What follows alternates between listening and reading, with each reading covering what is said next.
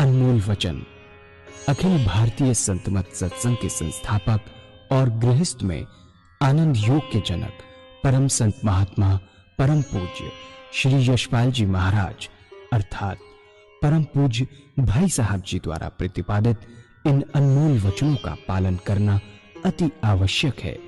ये वचन हमारी गृहस्थ आध्यात्मिक साधना के लिए मूलभूत सिद्धांत हैं, जो इस प्रकार हैं। हम दुनिया की हर चीज की कीमत आंकते हैं, अपने मानव जीवन की कीमत भी जाने व परमात्मा की प्राप्ति हेतु साधना करें। मनुष्य योनि एक उपहार है, इसीलिए परमात्मा को धन्यवाद देते हुए आधा घंटा प्रातःकाल, आधा घंटा सायंकाल पूजा अवश्य करें। सत्संग, सतनाम व सद्गुरु को प्राथमिकता देते हुए इसी के आधार पर ध्यान योगाभ्यास अवश्य करें व गृहस्थ के कार्यों को परमात्मा का कार्य समझकर उसी की याद में संपन्न करें। हर समय ये ध्यान रहे कि गुरु कृपा द्वारा परमात्मा की पवित्र सत्ता का हमारी आत्मा में वास है, अतः मन में निरंतर अपने इष्ट देव का जाप करें। मान सम्मान की इच्छा ना करें व अपमान से दुखी ना हो। परमात्मा के अतिरिक्त किसी और का भय ना करें। दूसरों की बुराई न करें, न सुने, सत्य व मधुर बोलें, अश्लील शब्द मुंह से ना निकालें, सभी से नम्रतापूर्ण व सुंदर व्यवहार करें। धर्म पत्नी के अतिरिक्त अपने से बड़ी से माता जैसा, बराबर की से बहन जैसा व छोटी से पुत्री जैसा व्यवहार करें। सांसारिक जीवन यापन की आवश्यकताएं अंतहीन है, इसलिए अधिक से अधिक समय सत्संग में व धन परोपकार में खर्च करें। याद रखें, न स्त्री माया है, न धन दौलत, न ही परिवार। माया वह है जो हृदय को परमात्मा से दूर हटा दे। अतः निरंतर सत्संग और सद्गुरु की शरण में रहने का प्रयास करें। भोजन अपने इष्ट को अर्पण कर प्रसाद रूप में परमात्मा की याद में करें। रात्रि में सोने से पहले अच्छे बुरे कार्यों का आत्मनिरीक्षण कर उसका समुचित पश्चाताप करते हुए ध्यान करें व प्रभु की गहरी याद में ही विश्राम करें। परमात्मा तू ही है, तेरी इच्छा पूर्ण हो।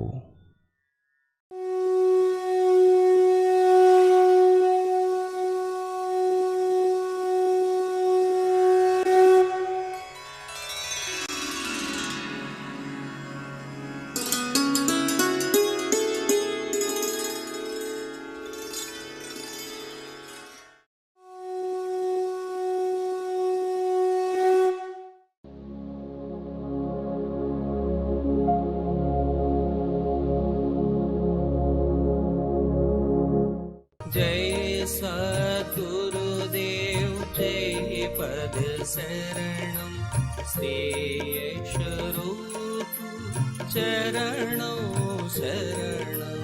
जय सद्गुरुदेव जय पद शरणम श्री स्वरूप चरणों शरणम।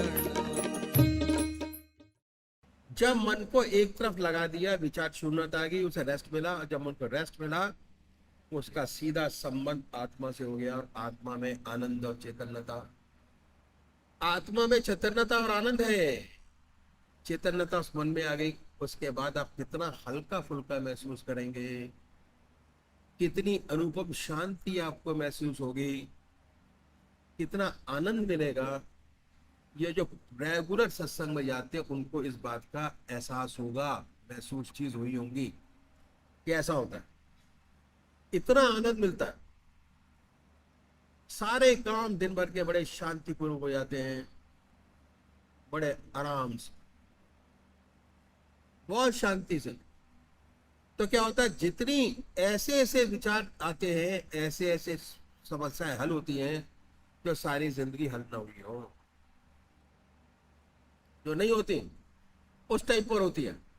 क्यों?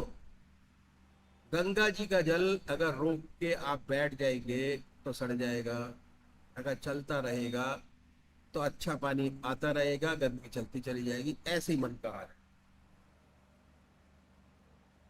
जब मन खाली नहीं करेंगे, 2000 विचार आपके मन के अंदर रहेंगे ही रहेंगे कि उसने ये कर दिया, उसका ये हो गया, उसका वो हो गया।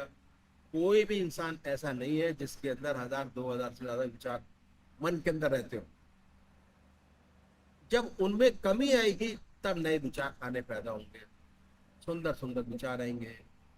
तो ये सारी चीजें, और उसके बाद ऐसी सच्ची शक्ति प्राप्त होती है और सच्चे मनुष्यता के भाव पैदा होते हैं, सच्चा ज्ञान अपने अंदर पैदा शुरू हो जाता है कि हमें है क्या,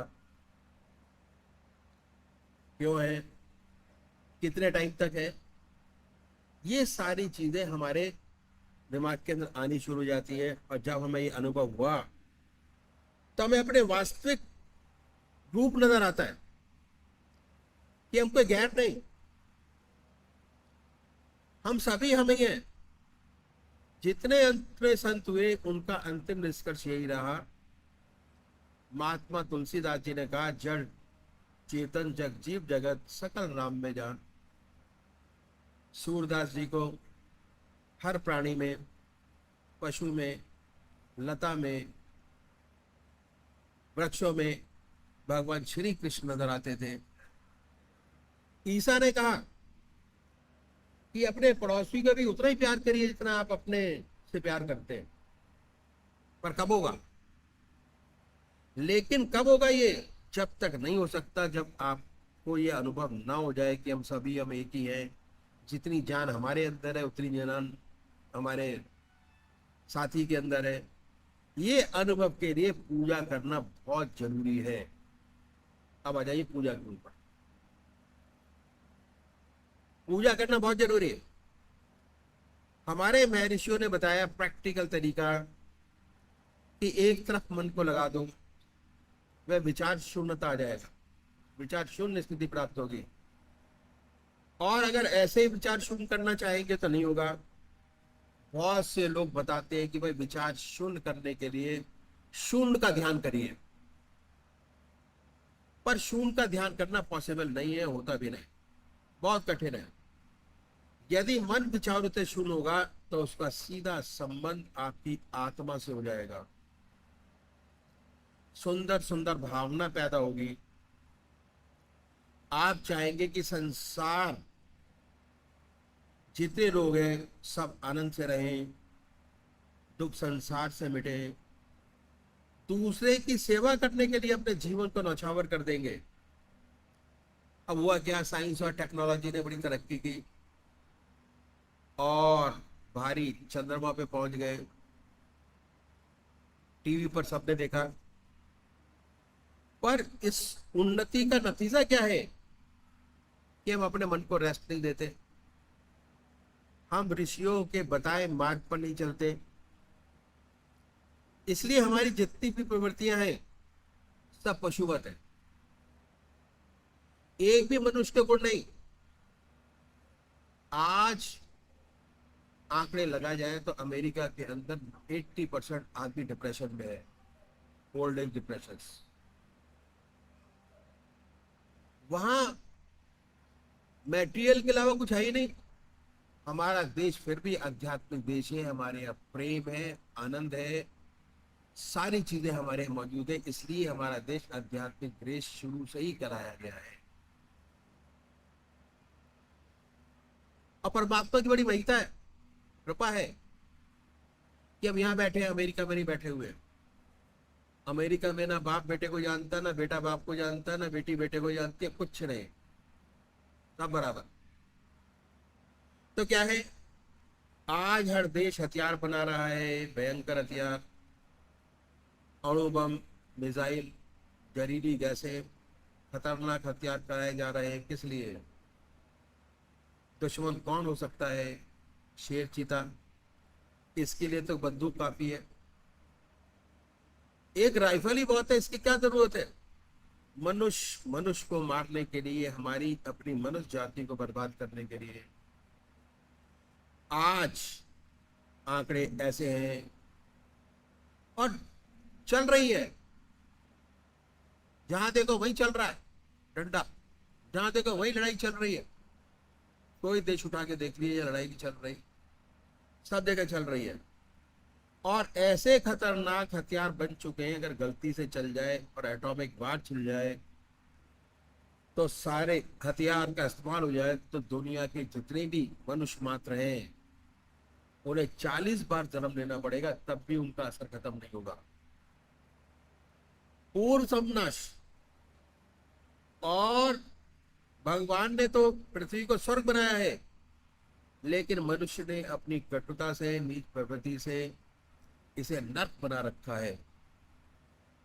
बहुत सुंदर लिखा है कि जिस बूते पर हम आज चंद्रमा पर कहां कहां पहुंचे हैं, लिखा है कि मैं नहीं जानता तीसरा विश्व युद्ध कैसे होगा, पर यह पूर्ण जानता हूँ चौथा विश्व युद्ध हुआ तो डंडे और पत्थरों से होगा।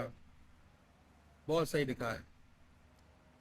तो ये पूजा बहुत आवश्यक है अपने विकास के लिए, मनुष्य मात्रा की भलाई के लिए। और होता क्या है कि जब मन को नींद आ जाती है तो आत्मा को भी नींद आ जाती है। कहा है कि जब दिल को नींद आ जाती है और रूह भी गाफिल होती है, तब मैं अकेला होता हूँ और यार की महफिल होती है। मैं होता हूँ और मेरा ईश्वर मेरे सामने होता है, जिसको मानते हैं वो सामने है, मैं उसके सामने बैठा हूं। तब परमात्मा का दिव्य दर्शन होता है, सच्चा ज्ञान प्राप्त होता है। तो पूजा बहुत आवश्यक है। अगर सच्चा विकास चाहते हैं, सच्चा डेवलपमेंट चाहते हैं अपने घर का, अपने समाज का, अपने परिवार का, तो पूजा करना बहुत आवश्यक है। अपने मन को आपको रेस्ट देना ही पड़ेगा। हमारे ऋषि और मुनियों के अनुभव ने इस बात को जाना और इस बात पे जोर दिया कि आधा घंटा सुबह और आधा घंटा सायंकाल सबको पूजा आराधना करनी चाहिए। ध्यान करना बहुत आवश्यक है, जिससे मन और आत्मा को शांति प्राप्त हो। कहा है कि चाहे अब गृहस्थी हो या सन्यासी, कोई भी आधा घंटा प्रातःकाल संध्या वंदना अवश्य करनी चाहिए और आधा घंटा सायंकाल। ये 2 समय निश्चित कर दिए। और हमारे देश में 99% लोग ऐसे हैं जो परमात्मा को मानते हैं। बहुत से लोग आधा घंटे से ज्यादा भी करते हैं। अगर पूछा जाए कि इसका फायदा क्या हुआ, तो ऐसे बहुत से कम लोग होंगे जो कहेंगे कि हाँ इससे कोई फायदा हुआ। पहली बात यह कि ईश्वर का आलय मिलना अच्छी बात है। हमारे घर में मंदिर है, हमारे दादाजी पूजा करते थे, हमारे पिताजी करते हैं, हम करते हैं, और हमारे देखा देखी हमारे बच्चे भी करते हैं। ईश्वर परस्त है, गॉड फियरिंग है, बहुत अच्छी बात है। और आप इससे ज्यादा क्या चाहते हैं? अगर ये पूछे इससे कोई आंतरिक आपको लाभ हुआ, आंतरिक लाभ, ऐसे बहुत कम लोग होंगे जो कहेंगे कि यहाँ हुआ। इन संतों ने कहा कि हम एक ऐसा तरीका आपके सामने रखते हैं, अगर इस तरीके से पूजा करेंगे विशेष लाभ होगा।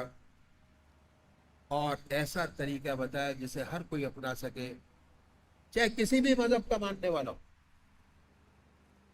किसी भी धर्म का अनुयायी हो, और अपने अपने धर्म के मत पर चलते हुए कर सके, वो तरीका हमारे बुजुर्गों ने सामने रखा है। They all are scientist. हमारे महाराज जी साइंटिस्ट थे, इंजीनियर थे, और टेलीफोन रिसर्च सेंटर में उन्होंने रिसर्च का काम किया सारा 25 साल 30 साल, और ये विधि निकाल दी जिससे लाखों लोग फायदा उठा रहे, लाखों लोग। तो ये है, ऐसा तरीका बताया जिसे हर कोई अपना सकता है, चाहे किसी भी मजहब का मानने वाला हो, किसी भी धर्म का अनुयायी हो, अपने धर्म के मत पर चलते हुए कर सके। ऐसी बात बतलाई, वह तरीका आपके सामने रखता हूं। उन्होंने हर चीज को दो भागों में कैटेगराइज किया। संसार में हर मजहब में दो प्रकार के व्यक्ति हैं, एक साकार पुजारी और दूसरे निराकार। और अब से नहीं, बहुत टाइम से चले आ रहे हैं। आपस में झगड़े भी होते हैं, वाद विवाद भी होते हैं, उसके बाद भी आपको साकार पुजारी भी नजर आते हैं, निराकार भी नजर आएंगे। बात ऐसी है कि मनुष्य का स्वभाव कुछ ऐसा ही है। किसी को चेहरे से प्यार होता है, किसी को शक्ल से प्यार होता है, और कुछ लोग ऐसे हैं जिन्हें शक्ल से प्यार नहीं होता। वो साकार पुजारी हैं जिन्हें शक्ल से प्यार होता है, और जिन्हें शक्ल से प्यार नहीं होता वो निराकार पुजारी हैं। इन संतों ने दोनों के लिए रास्ता बताया, साकार के लिए भी और निराकार के लिए भी। पहला काम, एक इष्ट का निश्चित करना, और इसके लिए किसी गुरु के पास जाने की आवश्यकता नहीं है। आपकी आत्मा सबसे बड़ा गुरु है। अपनी आत्मा से पूछे कि भगवान की कौन सी मूर्ति आपको सबसे ज्यादा प्यारी लगती है, जिसमें परमात्मा की सबसे ऊंची भावना डाल सकते हो, उसे अपनाइए, उसे अपना इष्ट माने, उसी की पूजा करें, उसी का ध्यान करें, उसी का याद करें, उसको कभी बदले नहीं। ऐसा ना करें कभी हम राम की पूजा करें, कभी कृष्ण की, कभी माँ की। अगर रोज रोज बदलेंगे तो आपका विशेष लाभ नहीं होगा। दरअसल में पूजा का जो मकसद है वो है चित्त की एकाग्रता प्राप्त करना, और उससे ऊपर उठा तो मैं कहूंगा कि विचार शून्य अवस्था प्राप्त करना।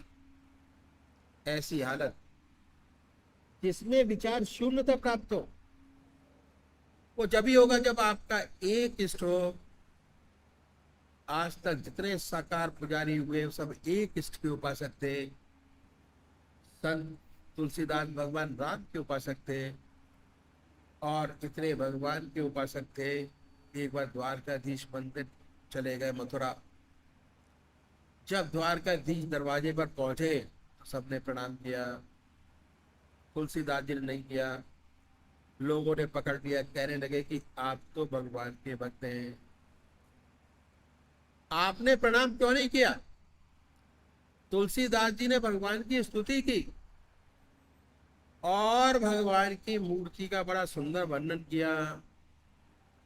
आखिर में रो रो के कहने लगे कि तुलसी मस्तक तब झुके जब धनुष बाण लो हाथ। ऐसा कहते हैं कि भगवान राम के हाथ पर धनुष बाण आ गया।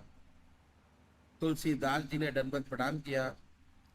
ऐसे ही एक इष्ट के उपासक थे सूरदास।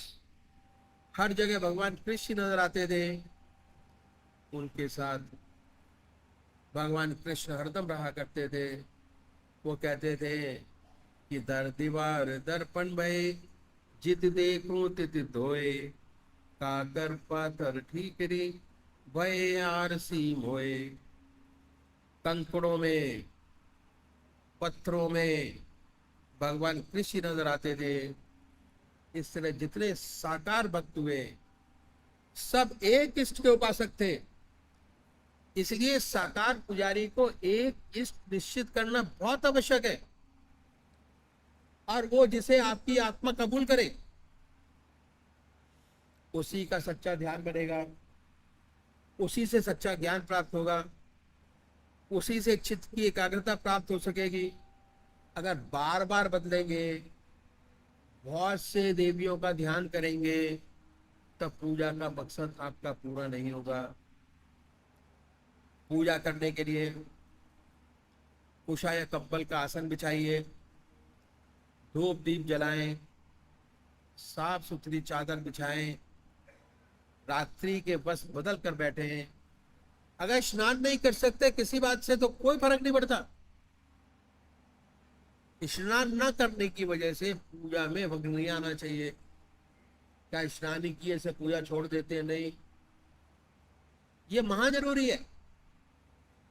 और फिर सुख आसन से बैठे, जिस आसन पर बैठे अपने इष्ट को सामने देखें और ये महसूस करें कि हमारा इष्ट सहज शरीर हमारे सामने विद्यमान है। ऐसा विचार कीजिए, भक्ति भाव से कोई भरा भजन गाइए, तो क्या होगा? जितने आपके बहिर्मुखी विचार हैं दुनिया के, उनसे हटकर मन ईश्वर की तरफ लग जाएगा। इसके बाद जब ध्यान करेंगे तो ध्यान बढ़ेगा। पहले बाहर ध्यान बनाइए। कैसे? बड़े प्यार से बैठे। अगर शिव भगवान को मानते हैं तो आंख मीचिए, बड़े प्यार से उनकी मूर्त अपने सामने बनाए। बड़ी बड़ी आंखें हैं, गोल चेहरा है, जटाएं हैं, सर्पों की माला है, वृक्षशाला पर बैठे बनाए अपने साथ। और जब वो मूर्त सामने स्पष्ट हो जाए, उस पवित्र मूर्त को अपने हृदय में उतारिए बड़े प्यार से। और उसके बाद क्या होगा? जब भजन गाएंगे तो जितने आपके बहिर्मुखी विचार हैं दुनिया के, उनसे हटकर मन ईश्वर की तरफ लगेगा, अपने इष्ट की तरफ लगेगा। और उसके बाद ध्यान करेंगे तो ध्यान लगेगा, थोड़ी देर लगेगा, फिर हट जाएगा। उन विचारों को फिर हटाइए, फिर लगाइए। बाय प्रैक्टिस ये है। और इतने प्यार से कि ना कोई दूसरा विचार रह जाए, ना ख्याल। अब क्या है, हमारी आत्मा हमारे मन को देखती रहती है। जब मन हट जाए, फिर प्यार से उस पवित्र मूर्ति पर जमाए। उसके बाद ना कोई विचार रहेगा, ना ख्याल। बड़ी सुंदर अनुभूति आपके सामने होगी कि आपका हृदय मस्तक आनंद से भर गया। जिसको मानते हैं, अगर वो सामने बैठा हो तो कितना मन आनंदित होगा, ये वही महसूस कर सकता है जिसने इस बात का अनुभव किया हो। ये है पूजा का तरीका जो इन संत महात्माओं ने बताया साकार पुजारियों के लिए। यदि ऐसे पूजा करेंगे, विशेष लाभ होगा। चित्त की एकाग्रता प्राप्त होगी, सुषुप्ति की अवस्था प्राप्त होगी। सुषुप्ति मतलब नींद की अवस्था प्राप्त होगी। और सुषुप्ति से अब सहज समाधि में प्रवेश कर जाएंगे।